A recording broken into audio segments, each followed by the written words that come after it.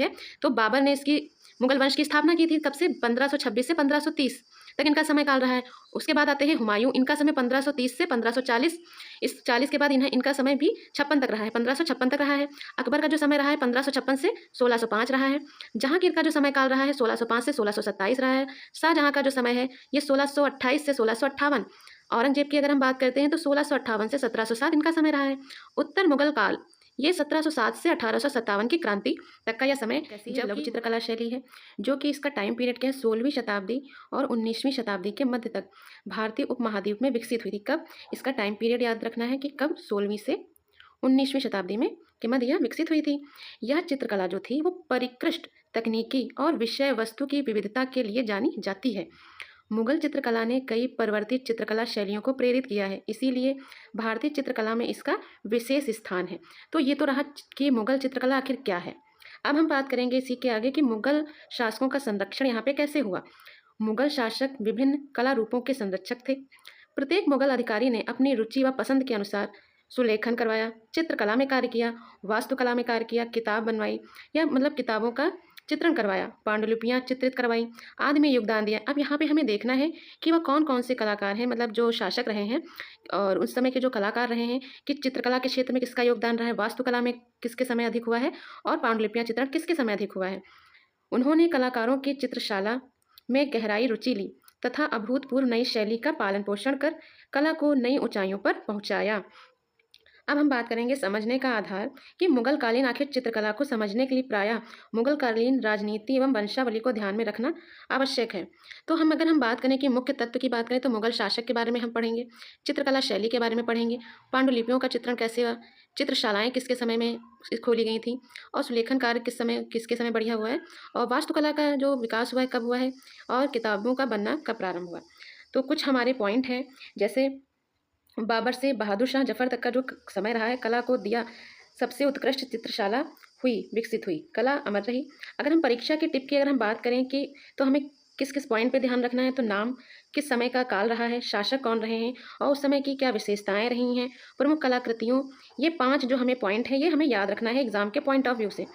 अब अगर हम बात करें कि काल, तो इसका काल अगर हम देखें तो 16वीं से 19वीं शताब्दी के मध्य, प्रारंभ किसके समय, बाबर के आगमन से, क्योंकि बाबर ने ही मुगल वंश की स्थापना की थी कब, 1526 में। के बाद उत्कर्ष काल अगर हम बात करें तो अकबर से लेकर शाहजहां तक के समय हो रहा है। अंत की बात करें तो औरंगजेब के बाद इसका पतन होना स्टार्ट हो गया था।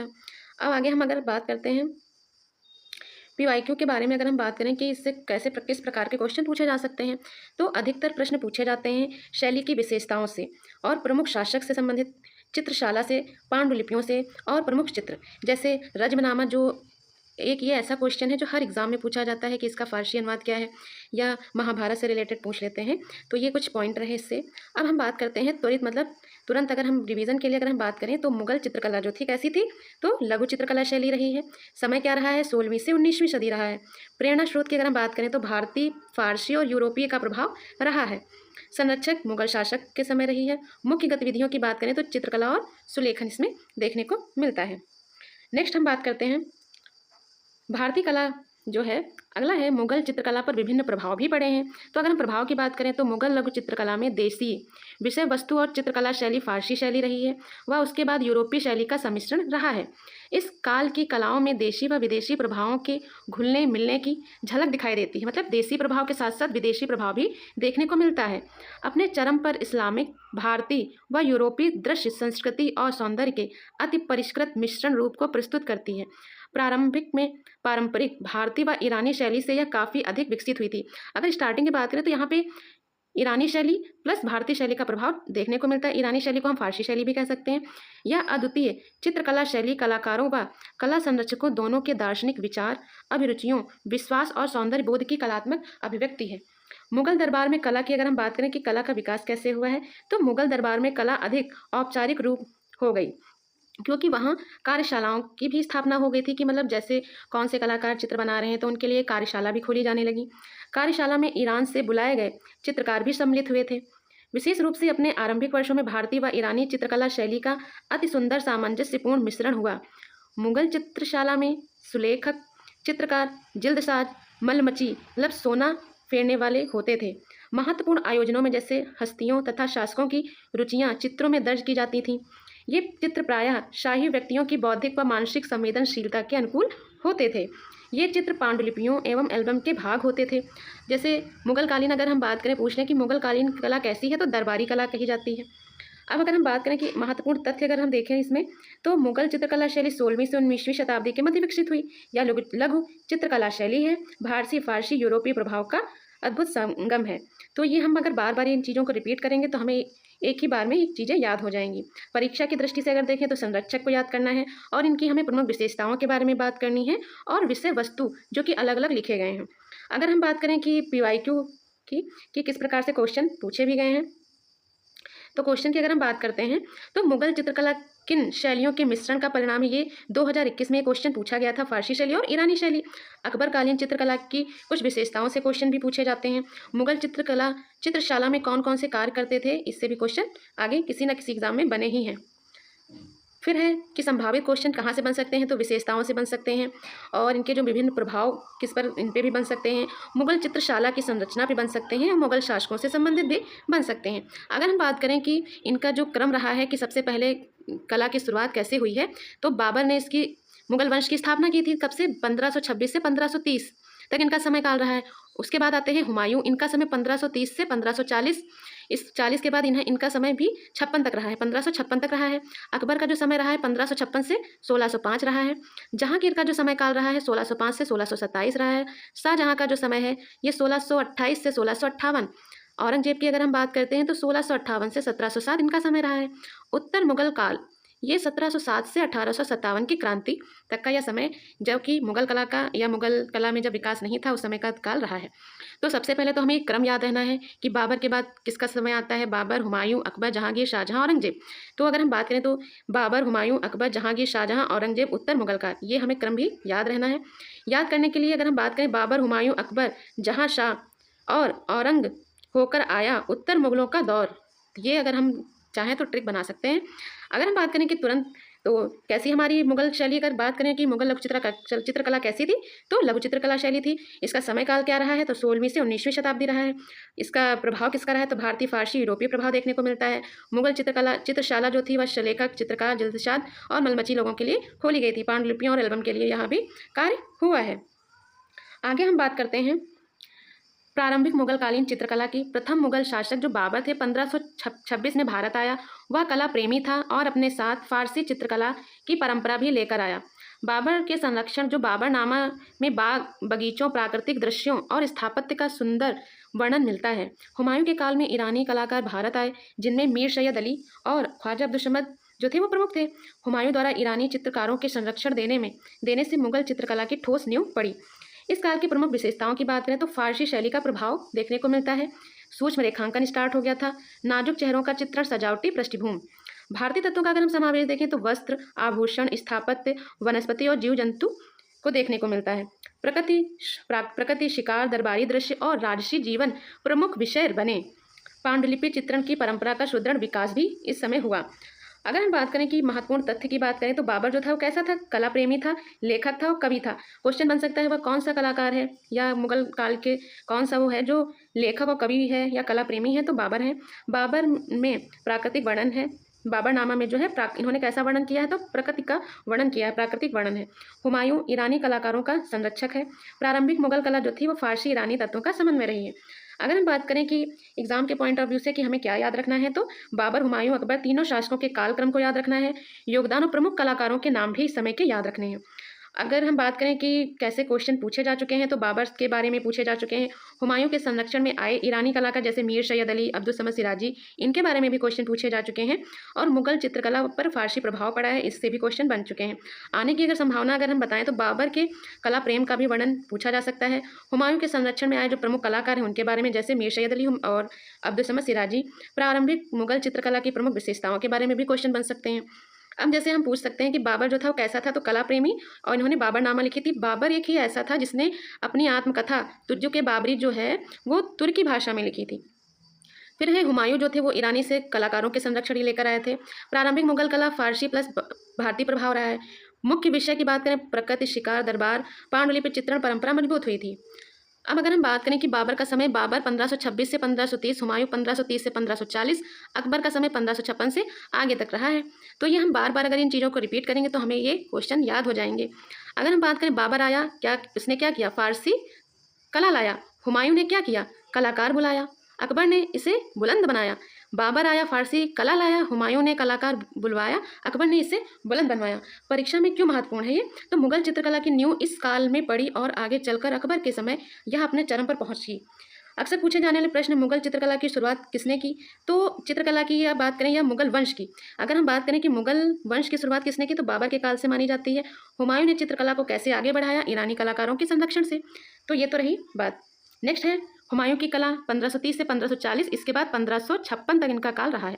हुमायूं कला का संरक्षक था, वह चित्रकला को बहुत पसंद करता था। शेर शाह द्वारा पराजित होने के बाद हुमायूं फारस चला गया, 1540 से 55 तक वहाँ रहा। फारस से उसके कलाकारों से संपर्क किया और फारसी शैली का गहन अध्ययन किया। हुमायूं के साथ फारसी उस्ताद मीर सैयद अली अब्दुल समद भारत आते हैं। ये दो ईरानी कलाकार थे जो हुमायूं के साथ भारत आए और इन्होंने भारतीय कलाकारों को फारसी लघु चित्रकला की उन्नत तकनीकी, रंग संयोजन, सूक्ष्म रेखांकन और आयाम चित्रण की शिक्षा दी। हुमायूं काल में मुगल चित्रकला ने फारसी परंपरा को आत्मसात किया, जो आगे अकबर काल में भारतीय तत्वों के साथ मिश्रित हुई। हुमायूं काल की प्रमुख विशेषताओं की अगर हम बात करें, फारसी लघु चित्रकला का गहरा प्रभाव पड़ता है। सूक्ष्म रेखांकन, कोमल रंग योजना, झिलमिल प्रभाव भी दिखाई देता है। धार्मिक, दरबारी और साहित्यिक विषयों के चित्रण की परंपरा जारी रही। मानव आकृतियों में अधिक यथार्थवाद, मानव आकृतियों की अगर हम बात करें तो यथार्थवाद, पोर्ट्रेट चित्र ज़्यादा बने, भाव अभिव्यक्त दिखाई दिए हैं। पांडुलिपि चित्रण का भी विकास हुआ है। अगर हम बात करें महत्वपूर्ण तथ्य की, तो हुमायूं जो था कला प्रेमी और चित्रकला का बड़ा संरक्षक था। वह फारस से में लगभग 15 वर्षों तक रहा, 40 से 55। उसके साथ दो कलाकार आते हैं, कौन है वो, मीर सैयद अली और अब्दुल समद सिराजी आते हैं। तो परीक्षा की दृष्टि से अगर हम देखें, हुमायूं काल को अकबर काल की तैयारी कर काल कहा जा सकता है, क्योंकि इसी समय फारसी शैली की मजबूत नींव पड़ी थी भारत में। अगर हम पीवाईक्यू की बात करें तो मुगल चित्रकला पर फारसी शैली का प्रभाव किस काल के अधिक देखा गया, तो हुमायूं काल के समय। तो यहाँ से भी क्वेश्चन बनते आए हैं और आने की संभावना भी। हुमायूं के साथ साथ भारत आए दो प्रमुख कलाकारों के से क्वेश्चन तो पूछे ही जाते हैं कि इनका कार्य कैसा रहा है। जैसे मीर सैयद अली जो थे वो ग्रामीण दृश्य में पारंगत थे, अब्दुल समद सिराजी थे वो पशु चित्रण में पारंगत थे, तो इनसे क्वेश्चन बनते ही आए हैं। अब हम बात करें, हुमायूं कला जो था वो कला प्रेमी शासक था, 1540 से 55 तक फारस रहा है। मीर सैयद अली और अब्दुल समद सिराजी भारत आए। फारसी शैली का प्रभाव मुगल चित्रकला पर पड़ता है। यह काल मुगल चित्रकला की नींव मजबूत करने वाला था। अब यही क्रम फिर से हम देखते हैं, तो बाबर के बाद हुमायूं, हुमायूं के बाद अकबर, जहांगीर, शाहजहां, औरंगजेब, और इनका ये क्रम रहा है। 1526 से 1530, 1530 से 1540, 1556 से 1605, 1605 से 1627, 1628 से 1658, 1658 से 1707, ये मेन है।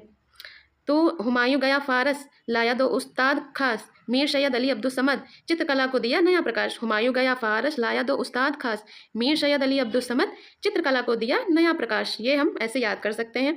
हुमायूं फारस क्यों गया था, शेर शाह से पराजित होने के कारण शरण लेने और सहयोग प्राप्त करने के लिए गया था। हुमायूं के साथ कौन दो कलाकार है, मीर सैयद अली और अब्दुल समद सिराजी। आगे इसके बात करते हैं, अकबर की बात करते हैं, तो इनका समय काल रहा है 1556 से 1605। अब तो याद हो गया होगा इनका समय। अकबर कला का महान संरक्षक था। उसके दरबार में चित्रशाला अत्यंत संगठित रूप से विकसित हुई। उसने फारसी चित्रकार मीर सैयद अली अब्दुल समद को संरक्षण दिया। हमजानामा, तूतीनामा, अकबरनामा, रज्मनामा आदि ग्रंथों के चित्रांकन में अनेक चित्रकारों ने कार्य किया। इस काल में भारतीय विषय वस्तु, लोक जीवन, युद्ध दृश्य, शिकार उत्सव, दरबारी जीवन, वास्तुकलात्मक पृष्ठभूमि प्रमुख विषय बने। लाल, पीले, हरे, नीले रंगों का सशक्त प्रयोग तथा रचनाओं में गतिशीलता आई। जहांगीर के काल का समय क्या रहा, 1605 से 1627। जहांगीर स्वयं कला प्रेमी, सूक्ष्म संपर्यवेक्षक, उसने प्रकृति चित्रण को बढ़ावा दिया, जैसे पशु, पक्षी, पेड़, फूल, प्राकृतिक दृश्य, व्यक्ति चित्र इस काल की विशेषता बने। उस्ताद मंसूर को इसने नादिर उन असर की उपाधि दी थी और अबुल हसन को नादिर उल जमा की उपाधि दी थी। पक्षी व जीवों में अत्यंत यथार्थ चित्र बनाए। ये इनके पशु पक्षी चित्रण के लिए जहांगीर काल में मंसूर बहुत ही प्रसिद्ध रहे हैं। रंग योजना कोमल थी, सूक्ष्म रेखांकन था, छाया प्रकाश निपुणता दिखाई देती है। शाहजहां का काल 1628 से 1658 रहा है। इस काल में चित्रों में वैभव, सौंदर्य, विलासिता की झलक दिखती है। दरबारी दृश्यों, स्त्रियों के चित्र, राजसी समारोह तथा वास्तु पृष्ठभूमि प्रमुख हुई। रंगों की कोमलता, स्वर्ण अलंकरण और डिजाइन का परिकृष्ट प्रयोग हुआ। यह काल मुगल चित्रकला की शैलीगत परिपक्वता को काल है। तथ्य की महत्वपूर्ण तथ्य की बात करें तो मुगल चित्रकला कैसी है, भारतीय, फारसी और यूरोपीय प्रभाव। यह शैली भारत की सबसे परिकृष्ट लघु चित्रकला परंपरा का भाग है। अगर एग्जाम के पॉइंट ऑफ व्यू से बात करते हैं तो प्रत्येक शासक की प्रमुख विशेषताएं, जैसे अकबर विविध विषय हो गए इनके, जैसे इन्होंने कला के क्षेत्र में भी और साहित्य के क्षेत्र में भी इनका काल बहुत ही प्रसिद्ध रहा है। जहांगीर के समय प्राकृतिक चित्रण अधिक हुए हैं और शाहजहां के समय वास्तुकला पर विशेष ध्यान दिया गया है, वैभव एवं सौंदर्य पर प्रकाश दिया है।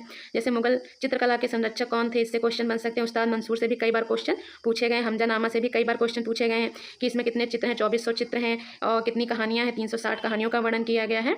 इस प्रकार से क्वेश्चन बनते हैं। मुगल चित्रकला में भारतीय विषय वस्तु कब प्रारंभ हुई और संभावित प्रश्न कैसे बन सकते हैं। मुगल चित्रकला की प्रमुख विशेषताएं, अकबरकालीन चित्रकला पर संक्षिप्त टिप्पणी, इस प्रकार से क्वेश्चन बन सकते हैं। बाबर ने अकबर को शैली का विकास हुआ, अकबर विविध संगठित प्रकृति का चित्रण हुआ शाहजहां के समय, और इसी प्रकार से क्वेश्चन पूछे गए हैं।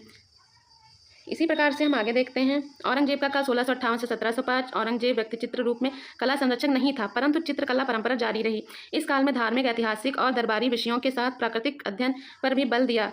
चित्रण में यथार्थवाद, सूक्ष्म चित्रण, शांत रंग योजना दिखाई देता है। इस समय अनेक प्रांतों में प्रादेशिक शैलियों का विकास हुआ। उत्तर मुगल काल में चित्रकला 1707 से 1857। मुगल साम्राज्य के पतन के बाद दरबारी संरक्षण का कम हुआ और शैलीगत प्रांतीय दरबारी में फैल गए, जैसे लखनऊ, हैदराबाद, पटना, मैसूर, कांगड़ा, जयपुर, किशनगढ़ आदि केंद्रों में चित्रकला का विकास हुआ। इस काल में एल्बम पेंटिंग, यूरोपीय प्रभाव, कंपनी शैली का प्रभाव हुआ। अब बात करें मुगल चित्रकला की सामान्य विशेषताएं, जैसे लघु आकार, बारीक ब्रश कार्य, उत्कृष्ट रंग योजना रही, चेहरे की अभिव्यक्तियों का, वस्त्रों का, आभूषणों का, स्थापत्य का सूक्ष्म चित्रण हुआ, प्रकृति, पशु पक्षी, पेड़ पौधे, दरबारी जीवन का यथार्थ चित्रण हुआ, फारसी, भारतीय और यूरोपीय प्रभाव का अद्भुत समन्वय हुआ, कार्यशाला पद्धति, कलाकारों का समूह कार्य, हस्तलिखित पांडुलिपियों का अलंकरण हुआ। वही बात है, महत्वपूर्णतः 16वीं से 19वीं शताब्दी तक का समय रहा है।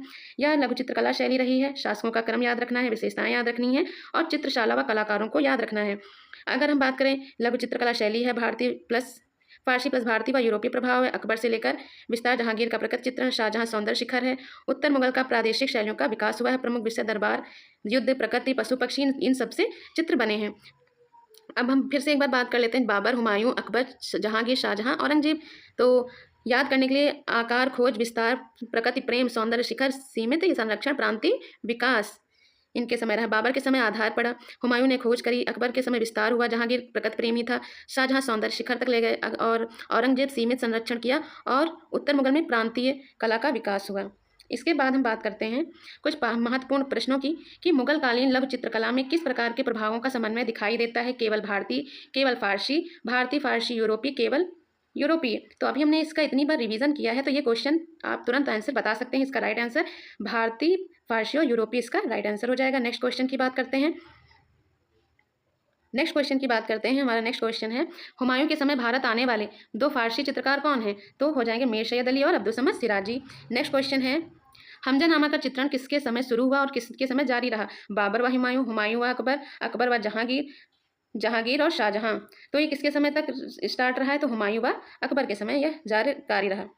मुगलकालीन चित्रकला में जहांगीर के संरक्षण में किस प्रकार के चित्र लोकप्रिय हुए? मुरक्का एल्बम चित्र लोकप्रिय हुए। नेक्स्ट है क्वेश्चन, मुगलकालीन लघु चित्रकला में प्रकृति चित्रण का विशेष उत्कर्ष किस शासक के संरक्षण में देखने को मिलता है? तो अगर प्रकृति की बात की जाए तो उसके लिए हो जाएंगे जहांगीर। तो आज हमने कुछ इंपॉर्टेंट क्वेश्चन के साथ साथ मुगलकालीन चित्रकला की जो स्टार्टिंग है, किस प्रकार से किसका संरक्षण रहा है, क्या विशेषताएं रही हैं, किस शासक ने किसका कब तक कार्य किया है, देखा है। तो आज की वीडियो में इतना ही। मिलते हैं किसी और टॉपिक के साथ नेक्स्ट वीडियो में। धन्यवाद।